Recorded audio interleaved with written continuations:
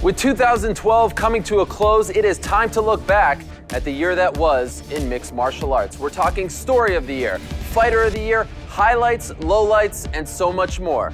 This is the MMA Beat on MMAfighting.com.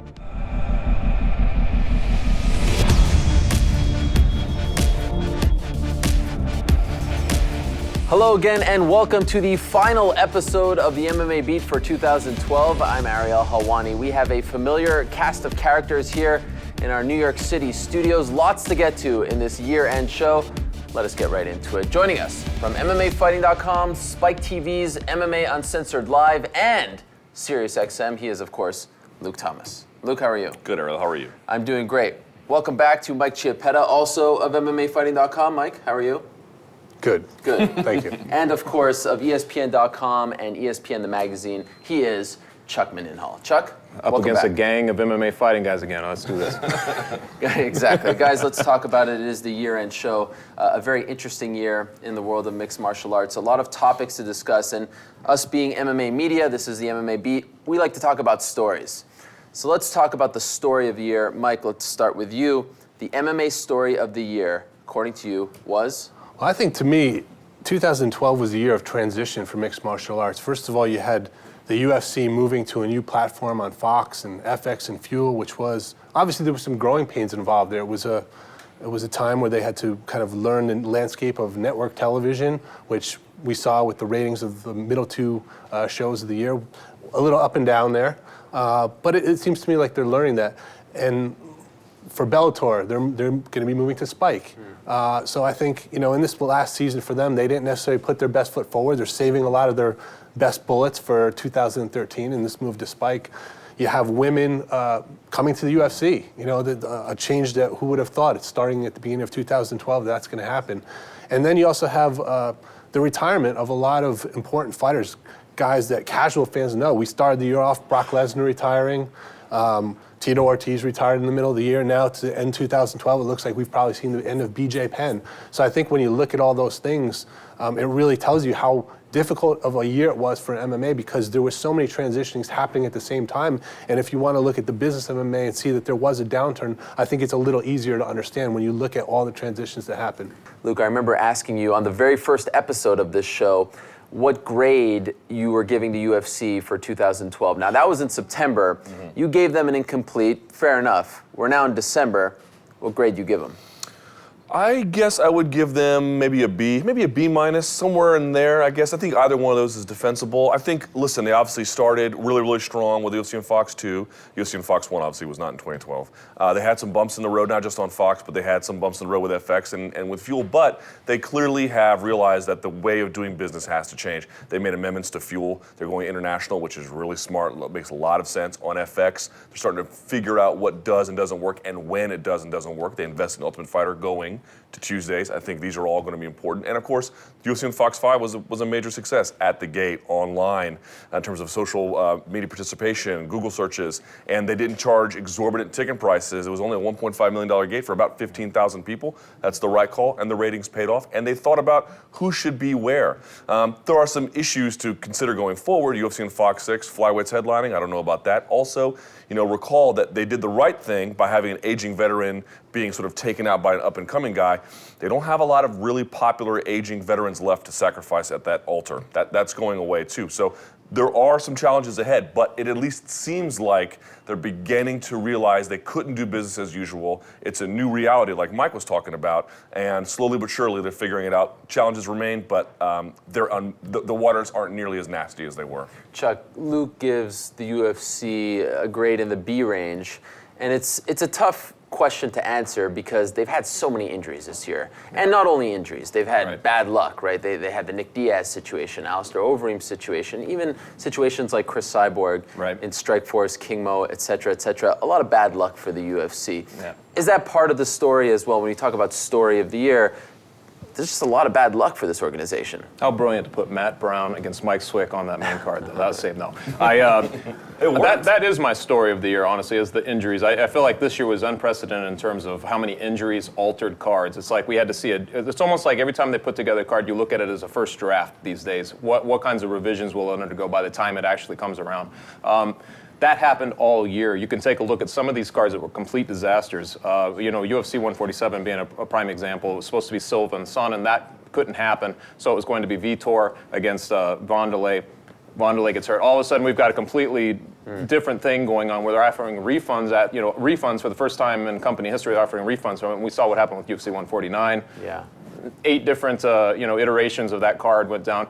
I was too lazy to do the research. You actually did a piece on how many how many fights had been altered. It was like 260 some or something like that. It was like 27% of the fights up until September. I think it was almost 30%. Yeah, almost 30% of the fights had been altered from their original state. So and in main event slots. Right, and main event there was like 8 or something like that. So it's a huge number.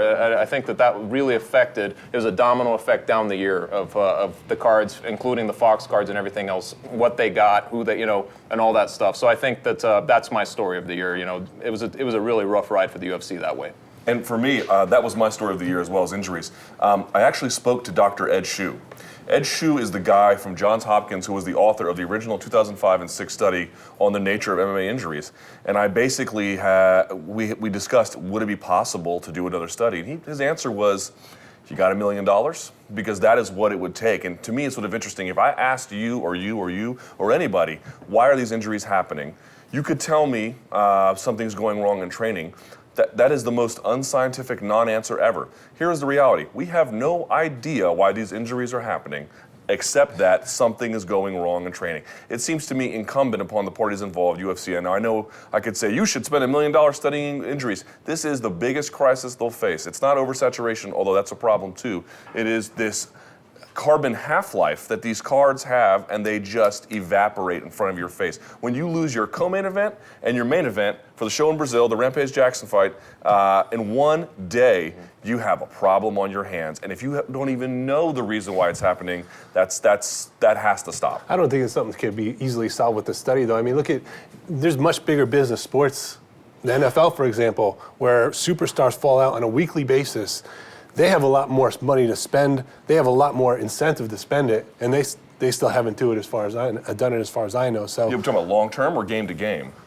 RG3 is going to play on Sunday, and he has ligament damage. Yeah, but it's a 16-week season. He can muddle through. But I'm saying some of these same injuries happen in football during training, and we don't know exactly why they happen either. It's just. All right, but here's my point. You're talking about a main event, Rampage Jackson and Glover Teixeira, a co-main event. Right. Imagine if on a Sunday schedule, the next New York Giants game is just canceled off the schedule. The next Rams game is just off the schedule. We're not talking about individual players. We're talking about entire anchors of these fight cards. And an extension of that, or at least to dig deeper, I think what's happening is the UFC in some ways has lost the trust of the fans, and they haven't done it on purpose. But what happens is you guys see it every day. Let's say you tweet out a fight that you're excited about. Without fail, you will get comments, well, let's see if it actually happens. Let's see. And I think what's happening is, let's say 3 months out, they announce a card. For example, UFC 158 is shaping up to be an amazing card. We were just talking about it off air. And, talking to fans about it, okay, let's see if Rory or Carlos or GSP or Nick Diaz actually make it. And I think what happens is that the fans are now waiting to buy tickets, waiting to book trips, and that's a big thing. It's a big thing when you lose that trust, because the fans can't get excited about the cards anymore because they're too busy worrying about who's going to make it to the card. I still think this happens in every other sport. I mean, really? If you start baseball and you have this great starting rotation, you go, well, we're going to have a great team if everyone can stay healthy. It's the same thing. Could you have the Australian Open if you lost Serena and Venus and Djokovic and who you couldn't? It wouldn't be the same organization. That's a 162-game season. Happen. These guys compete 3 times max I understand a year. It's completely different. And you're paying top dollar to travel and go to these events. I understand the point that think about the fans in Calgary as far as the schedule goes, but I'm saying as far as the athletic part of it goes, it is the same thing. Every sport you worry about, are our superstars particularly going to stay healthy? Every sport, that's the same thing. Sure. When you start, Lucas from the Washington, D.C. area, the quarterback, Robert Griffin III, he's got an injury. Can he not play? That he is basically the franchise. It's no different than a main event fight falling out. I think in 2012 too, it seems like guys they're not going to fight. A lot of guys have the mentality that they're not going to fight unless they're 100% healthy. This was, guys like GSP, for instance, has really laid that down. He wants to be 100%. He wants to make sure he's 100% if he's going to step in there. I feel like a lot of guys now treat it more professionally. Like they're not going to fight unless they're close to what they feel like they should be to get in that cage. I think that's sort of changed over the years from guys who would fight injured a lot more. And the UFC is a little different, Mike, I think, because, let's say Zab Judah is fighting in Brooklyn. If he gets injured, the card might not happen. They may just postpone it, or they'll change something slightly. I mean, if you go to UFC 149, you bought tickets to UFC 149. I know it happened once with 151. That was sort of an anomaly. That card is happening, and you just bought a ticket to a completely different card. The entire card was different. And I that's a big understand. deal. Coming to the first time, they may not come back for 2 years. You want to see, I don't know, Michael Bisping fight for the first time in your life. That's a big deal. When you go buy a Yankees ticket against the Royals, game 120 of the season, sure, Mariano Rivera may not be there, but the Yankees are going to be there, and Jeter's going to be there, and all these guys, and you kind of feel like, all right, it sucks, but you're getting what you paid for. The injuries really affect. This is prize fighting. You're paying to watch these prize fighters, in my opinion. I completely get it. I understand what you guys are saying. I don't think it's that different from other sports. I mean, you have teams decimated by injuries every year. You bought the tickets at the beginning of the season. The game still goes on. It's not that different. It's a star-powered business. If you don't have the stars, you don't have the business. And the other leagues aren't nearly as dependent on, although they are also dependent on stars. As For shown wins from and losses, they absolutely are. The UFC 147 drew something like 140,000 pay-per-views, and UFC 149. These were really low pay-per-views as well. It affects everything, not just the live gate and the people in attendance, but their numbers in general. Despite the fact that there were a lot of injuries, fight cancellations and whatnot, still some very cool moments this year in MMA, some highlights, if you will. I want to talk about our highlights and then our lowlights. Let's go back to positive and then a little on the negative side. Luke, let's start with you. I'm talking about a moment here, not so much a story, but a moment where you sat back and were either like, wow, or I'm proud to be a part of the sport, or that's a cool moment, where the sort of inner fan in you came out. It surprisingly is going to be that 147. It was not the greatest show. In fact, it was one of the least admired shows of the year. But it was a moment where I was like, they're not in Sao Paulo, they're not in Rio, the fans are going berserk, and these guys are coming to the cage with sponsors that they can't even sniff in the United States. UFC has locked up Procter & Gamble, Ford, Volkswagen in Brazil. I mean, these are blue chip companies they can't get. The fans they have purchasing power now. The economy is improving. They're showing up. They like these guys. They have a bevy of talent. It was sort of a moment that even in the darkest hour, so to speak, of the UFC for pay-per-view that year, there was something to smile about. Brazil has arrived, and the 147 moment to me was sort of illustrative of that, because they didn't have their best stars and they didn't have the best market. I mean, Belo Horizonte is not the worst market, but it's not Sao Paulo or Rio. And it just told me, I don't know how far Brazil is going to go. I don't know if it's going to take the polarity away from North America as long as the UFC is a pay-per-view buying business. But to me, to have all those challenges and all those struggles and to still have that much to look forward to for your future, to have that kind of participation and to have that kind of enthusiasm, really to me is impressive, and it made me sort of say that is an incredible achievement. I don't know if you guys remember, ahead of UFC 134, where they were making the return to Brazil after a decade of not being there, there was a lot of concern coming out from the UFC themselves and from fans and media that were going to be going there about safety issues, all those types of things. I remember, because you were at this event, I was at this event, there was a lot of talk. I remember certain photographers weren't going to go because they didn't want to risk their equipment, things like that. We went there and it was like a really crazy crowd. That atmosphere was so different from anything that we'd seen before. And so my highlight of the year would be when Jose Aldo disappeared into his countrymen after beating Chad Mendes, and it was because the spectacle of him knocking out Mendes was something, but it was like upped and it was taken to a different level when he raced out of there and went into his fans, because his elation was their elation. I thought it translated in a way that we hadn't seen. Like, their fans were just, the way they embrace it, their sport and their stars was completely different than things we've seen. It was such a beautiful moment, and it was great because Aldo's not a huge star here in the U.S., so that moment couldn't really happen. I mean, at an MMA event, they know him, but to see the elation and just how this guy who was once a man of the people and still very much is, obviously he's progressed in life, socioeconomically, but he went back to the people in his home country. Yeah. It actually made me a little emotional watching it. I wasn't there, unfortunately, for that one. He did have a similar moment in the U.S., though, didn't he? He did, but in San Diego, he ran up into the stand, but he was kind of just there chilling by himself. Also, Tito did that against Vitor Belfort, if you recall. Yes, this one felt a little more emotional. It was fun watching Reed Harris on security detail scrambling. Trying to fight to bring him back. I love that moment. That to me was a beautiful moment, and I thought it really showed, as Luke said, and that was before your moment, 147, that Brazil has arrived as a top market. I'm wondering, Mike, do you think that they may be, and it's interesting to see what they'll do come 2013. They've got another season of The Ultimate Fighter with Big Nog and Fabricio Verdum as coaches, and they're coming back, January 19th. Do you think they may be going back too much to that well? I don't think so, just because, it is such a huge market. It's such a highly populated part of the world, and like Luke was saying, it's an economy on the rise. There are many different cities to go to, even though they've gone to Rio a few times. I think there are other cities that they can hit. There is the possibility of doing a stadium show, which I think will add an extra spectacle to it and make people more excited to go to.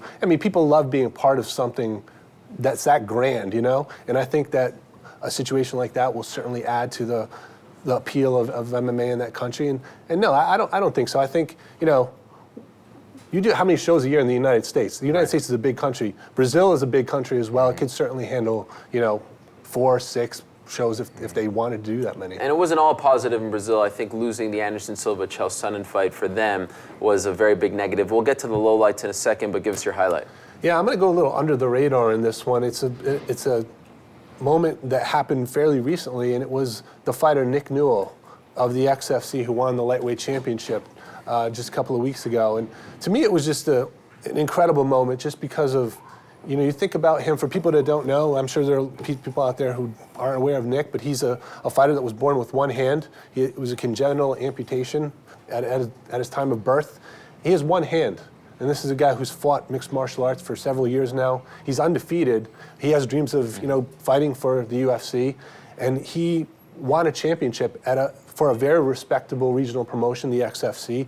And he beat a guy named Eric Reynolds who has fought guys like Eddie Alvarez and Jorge Masvidal. And he's taken those guys 3 rounds. Nick Newell beat him in less than a round, in really just 2 minutes. So it just, to me, that's why we watch sports, to see these transcendent moments where guys beat the odds and do something incredible, something that you can't even imagine yourself doing. This is a guy born with one hand. Think about how many things he has to overcome and how difficult it is to fight with 2 hands and be healthy.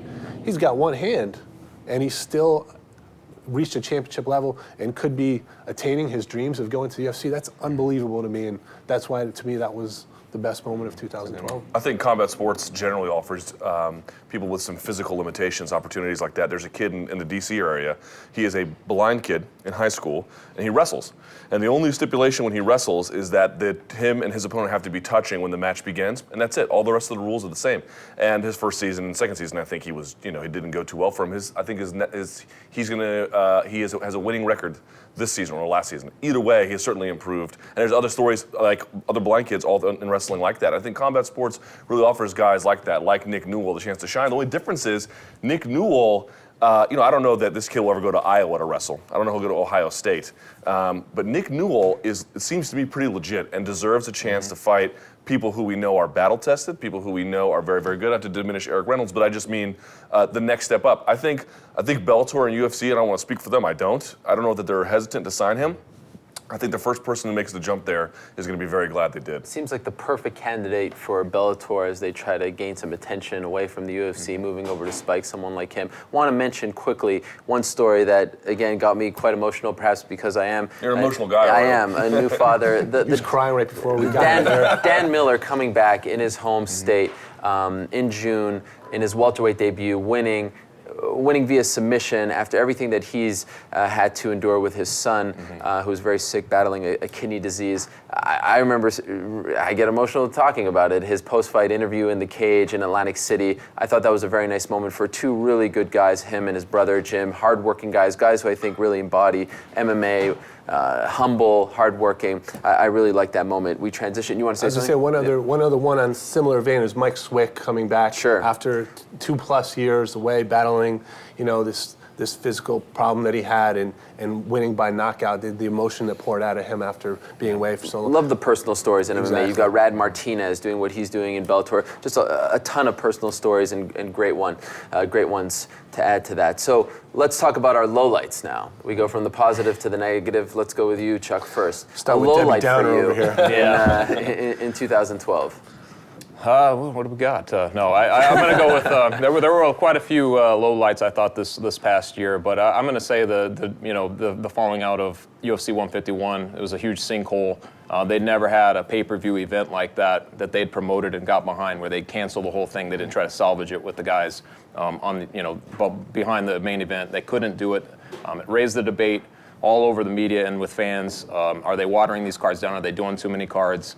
All those things came up. It became like a microscope thing. The UFC then threw John Jones under the bus. Yeah. Dana White blew him up in the media. Couldn't believe that he would do that. Subsequently, Dan Henderson has been sort of indicted because he didn't reveal his injury with enough time to do that. And actually, Dan Henderson sort of continues to be persecuted for that. But that to me that was the low light for a whole card like that to just be taken off, and now there still is a UFC 151 if you go to Wikipedia, but it just never existed. Yeah, that was an ugly day for the sport, wasn't it? It was. I'm like Chuck that I thought that was the low light, but I thought particularly, there was many low lights to that entire week, I suppose, right? But for me, the real low point was when, listen, the UFC is the biggest game in town, in many ways the only game in town, right? They do an incredible job, and we just mentioned how good they do in Brazil, but no organization is perfect.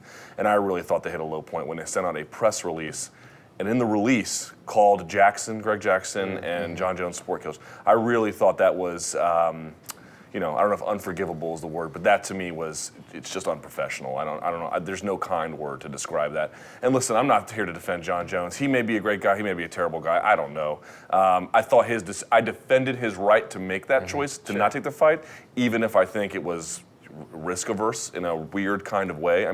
He's going to stomp Chael Sonnen, I think. But in a year of struggles, I understand Dana White's frustration, not nearly to the degree he feels it, but I sympathize with what they've been trying to do and been hamstrung by the injuries we've been discussing and everything else, the transition from Fox.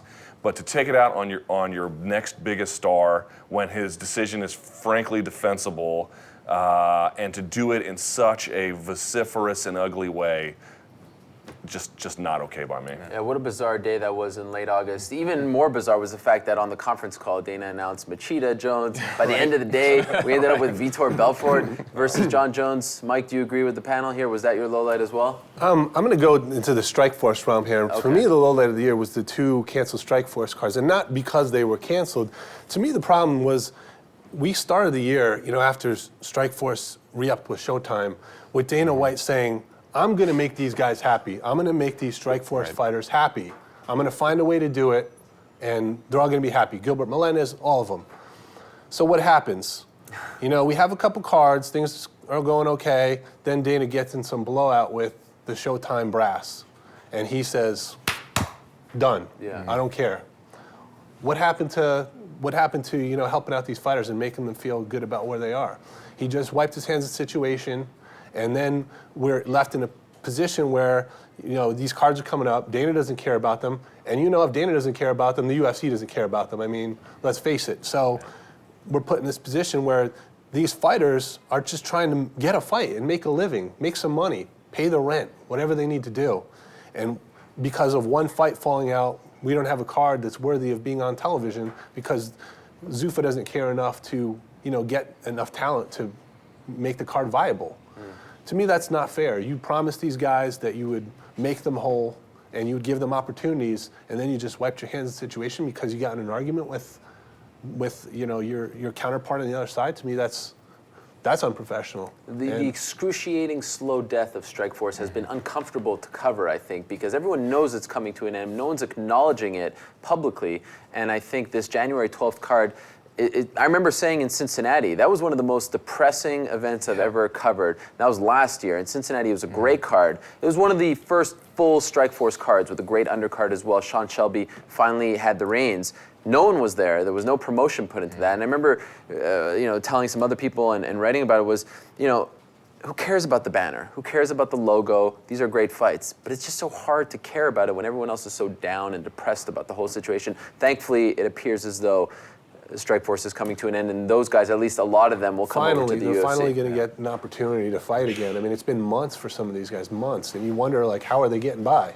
You know, that's the thing that I think people forget. You know, I mean, I know some of them. You know, they teach in MMA gyms or jiu-jitsu gyms or whatever. They help train people, and I'm sure they're managing to scrape by somehow. But it probably has not been easy for a lot of them. A lot of them are not highly paid to begin with. So the fact that they haven't gotten opportunities is not right by me. If they're finally getting an opportunity, at least there's some, you know, something to look forward to. Also want to mention as a low light, I thought UFC on FX5 and the handling of the Jeremy Stevens situation, not just coming out and saying, you know what, this guy has issues, he's not going to fight tonight, even before we get to air, but the whole will he or won't he, and then afterwards, and even to a degree having him fight at UFC on Fox 5 before his court case. I think in hindsight, that probably could have been handled a little better. It's like the Geraldo and Al Capone's tomb, whatever, when he was trying to, you know, we're doing live TV waiting to find out if this thing's happening or not. Right. It was weird because he was vociferously defending him. You know, not like from the charges he had. Innocent until proven guilty. Sure, of course. Just, he had things to deal with. Exactly. I think the attitude is like, we don't know if he's guilty or not. The court will decide that. We will not decide that. But you've got a guy who is being accused of some very serious felonies. You know, it's one thing to say, well, he can still fight. It's another thing to say, no one is going to stop me from getting this guy out of jail. It was almost like an ego contest, you know? Like, Totally was. it was, you know, like, no, they're not going to tell me this guy accused of felonies is going to sit in jail. He's got work to do for me. Like, I thought that was a little bit strange, and he wound up getting knocked out anyway. There's always been a little bit defiant of authority. Sure, of course. You guys know the story of like his pool in his backyard, right? Right. With it, like he gets fined like $1,000. I don't know what it is, but it's like a couple $1,000 a month. I think it is. He gets fined, and he's like, "Send me the bill. I don't care." You know, like that's what fans love about him. That's why they support him so much. But I think you have night, to look at the bigger picture and say, like you said, I mean, this guy has other things to worry about now. How is he in the right frame of mind to fight? I mean, he very well could have been. I don't know, but after spending all day in jail, that's probably not the right. They're not right warm up for you. And to Mike's point, this is a year of transition, right? As UFC gets bigger, the stakes get bigger, and they deal with bigger players, and they deal with bigger, for lack of a better description, haters. Why invite unnecessary criticism of yourself when it's not going to make a difference for the people in attendance? They've already paid to be there. It's not going to affect the ratings on FX. Just leave it alone. Why invite trouble like that? Okay, guys, let's move on. And this is a tough one, I think, because there is no real clear-cut winner. Chuck, we'll start with you. Fighter of the year. Who's your pick and why? I agree with you 100% that it wasn't easy because nobody stands out. It wasn't like in past years where there was some obvious candidate. Disagree. Really? We'll get to you in a second. Well, in my mind, there was nobody who stood out. I went with Benson Henderson just because you know, he had his two fights with Frankie Edgar. They were both very good, close fights, controversial. You know, the second one particularly, but he was able to win. He was able to back it up. He's able to neutralize everything that we thought Diaz might be able to do in that fight. And he defended his belt. And he's got big plans to catch Anderson Silva's whatever records he leaves behind. That's where he wants to go. And I thought he had a really good showing this year. You don't dock points for the controversial wins? That's what a lot of fans have brought up when we talked about it. Well, I mean, I do. I honestly thought that Frank Edgar won the fight, the second fight. But you're naming your fighter of the year? I told you it wasn't easy for me to pinpoint one, so maybe we'll get to yours, the more obvious. Yes, Mike. Who's the obvious choice? I thought this was the easiest question out of all of them we talked about tonight. Ronda Rousey. Ronda Rousey, to me, is an easy pick for Fighter of the Year in 2012. Why? Well, first of all, she beat two top 5 fighters, right? She beat Sarah Kaufman. She beat Miesha Tate, both handily in the first round. And then you talk about what she did outside of the cage. I mean, she became a superstar in a very short amount of time. And I'm not talking about an MMA superstar. I'm talking about a crossover superstar. She's done as mainstream stuff as you can possibly do. She's been, she's hosted TMZ. She's been on Conan. She's on the cover of Oxygen magazine. Jim Rome show. Jim Rome. This is as mainstream. Yeah. I mean, nice you had to throw that in there. So I think there's really no other option when you look at all that. I mean, and the fact that she single-handedly brought women's mixed martial arts to the UFC. Yeah, couldn't agree more. By herself. She forced the UFC forced her hand. to They had shut no down choice after that. Strikeforce. It is the Ronda Rousey show, as Dana White admitted last week. It is. I'm sort of in a position where my pick is the same as Chuck's. It's Benson Henderson. Controversially, I had struggled with it too. The reason why I couldn't go with Ronda Rousey was the breakout fighter of the year, but athletically speaking or competition speaking, however you want to frame it, I couldn't give her number one. Let's. Wait, you're giving it to a guy who most people thought lost the fight instead. Okay, I wouldn't say most. I would say some. I'd say many. Do you think he lost? Probably about, We're parsing. probably we're parsing words 50, there. probably 50% of the people. A thought lost healthy the fight. portion, whatever. I'll explain why Ben Henderson, but let me tell you why I don't think Ronda Rousey deserves top fighter. Let's just. I think we can most agree that Anderson Silva is the best fighter in the world. Yes, I think most would agree he has, in some respects, unparalleled abilities. In some respects, he has some deficiencies. Even the best fighter in the world gets punched in the face. Yeah, he gets taken down, he gets hurt, he gets tired because he faces opponents that can do that to him. Ronda Rousey is a monster. I can't wait for her to fight. She is so far ahead of her peers athletically, it's not even funny. She is a gifted tactician. She is penalizing her for this? Yes, because yes, I'm not penalizing her. Can I walk off the set? We're not taking money from her. We're lionizing her. And what I'm telling you is, you don't get the same achievements for beating the lesser competition. You just don't. They're lesser competition because she's so much better than them. Because women's MMA is not as advanced. But that's the thing. A lot of women's MMA is very even. There's lots of great matchups. There's lots of very evenly. And then she's I was watching this thing about Bo Jackson last night, right? Bo Jackson's one of the greatest athletes in American history. Let me make a point. Okay. I was watching this episode of 30 for 30 on Bo Jackson. Another ESPN shout out for you. Now, they were talking about how Bo Jackson was. The NFL is filled with great players, right? So is Major League Baseball. He made them all look average. All these guys that were superstars in their high school and their college, and Bo Jackson was better than everybody by far. Ronda Rousey is like Bo Jackson in that way. No, she's that not. She's that much better than everybody else. Mike, And NFL football in I'm during Bo Jackson's era was a highly I'm just talking specialized. about her athletic level compared to everyone else. That's it. Yes, relative. Yes, there's no denying. But why- Relative to her why peers, penalize her for that? she is amazing. Okay. Why Relative- penalize her for that? It's not penalizing her, but the system of football, recruiting from high school through college, rooting them out to the NFL, even in the 80s and 90s, is so far advanced past the state of women's MMA and mixed martial arts in 2012. They're not even remotely comparable drawing systems. They're just not. It's harder to win, for example, in my judgment, it's harder to win a gold medal in wrestling than it is a K1 title. Just because there's way more wrestlers and it's way more developed and there's way more systems. It's a much deeper, richer talent pool with hierarchy and systems. Long story short, Ben Henderson, as controversial as he is, and I admit it's controversial, there's many picks you can make. This guy picked Ronda Rousey. Okay, fair enough. But to go into Japan, and I think against expectations, to, technically speaking, beat Frankie Edgar, give him the fight of his life. The second one, another fight of his life, however you want to call it. And then... Miss the Gray Maynard fights, I guess? Okay, well, fair enough. But I mean, listen, he didn't get put out like Gray Maynard either. And lastly, to do what he did against Nate Diaz, pitch a shutout against a guy many thought were going to win. That was impressive. Now, and the point you're not mentioning, With a toothpick in his mouth. That's what I was going to say. The most impressive part is that he did When it. Ronda Rousey submits people with toothpicks in her mouth, it's over. Let's give a shout out to perhaps our most famous fan of the show, UFC flyweight champion Demetrius Johnson. Also went 3-0. Very active as UFC champion. The first one went to a draw, so I can't say he went 3-0. Excuse me. McCall should have won that. 2-1. Well, yes. Who knows what would happen in the fourth round? But you can make the claim that was a 10-8 round, and McCall would have won. But still, winning the belt. Was 4-0 this year. Yes, but I'm saying as UFC champions, he was active, and what I think was most impressive, obviously, I mean, he beat McCall convincingly in the rematch in June, but to do what he did to Benavidez, who I think almost everyone was picking as the favorite going into that tournament, he deserves the nod as well. I agree that Matt Brown, though, is the comeback fight of the year. You just love Matt Brown. You love the immortal one. Okay, so here we are, December 2012, and I look at least the first half of 2013. You know, you talk about UFC on Fuel 7, UFC on Fuel 8, some of those fights announced in Japan, some of those fights announced in London. You got the Super Bowl weekend card, a fight a lot of people are really looking forward to, Edgar versus Aldo. You've got UFC on Fox 6. While you may dispute the flyweight fight being in the main event, you've got Pettis, Cerrone, and Glover and Rampage. I mean, you've got a lot of, let's not talk about 158 with Diaz and GSP and Rory Condit.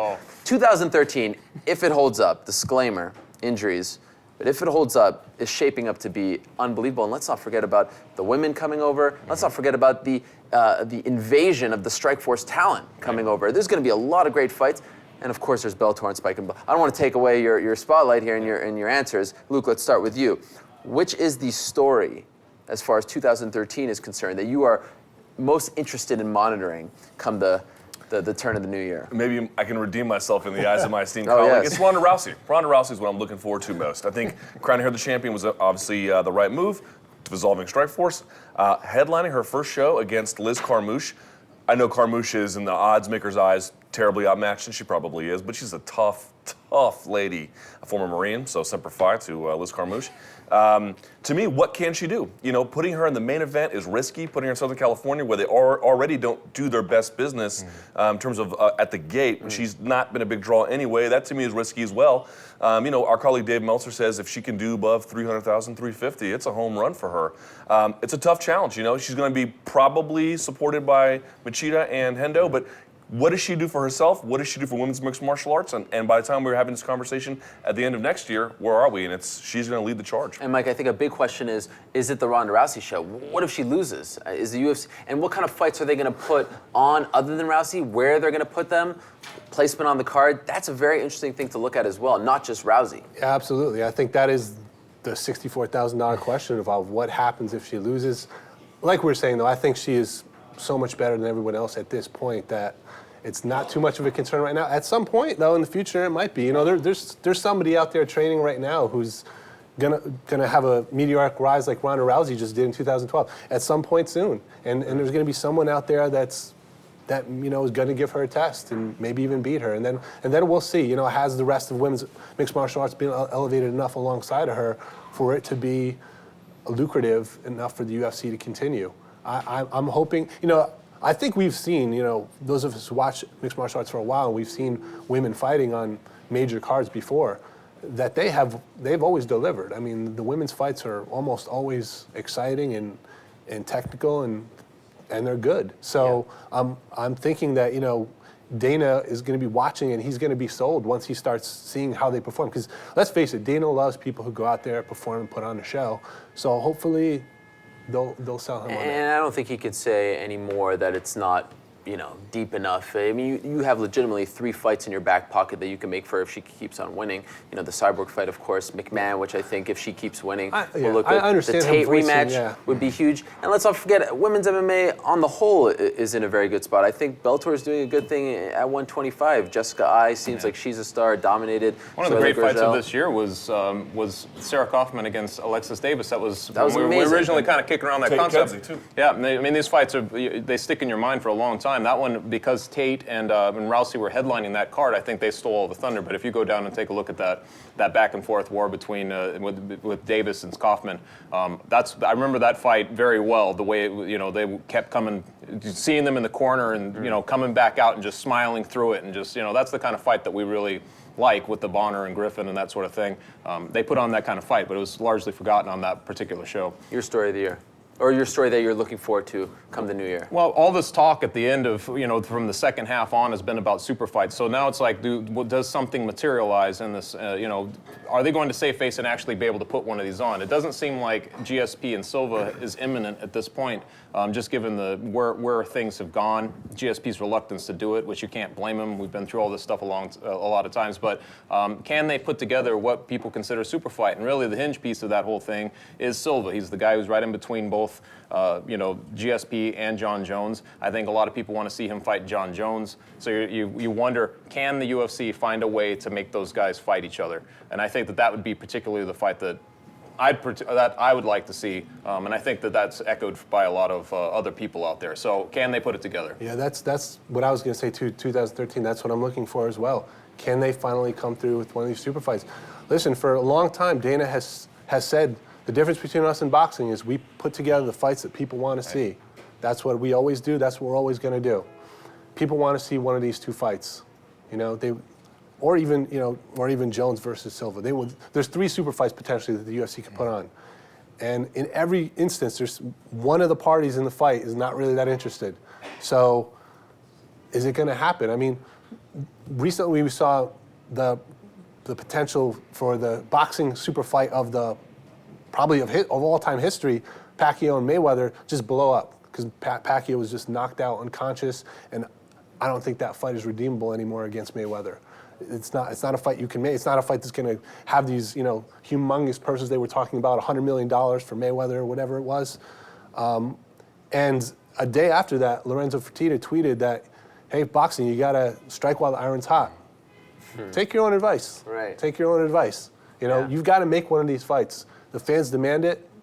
It will be great for the sport to draw in more people. It's time. It's funny, one too, of these fights have to happen. A lot of times these things are so fickle with the fans and the place and time.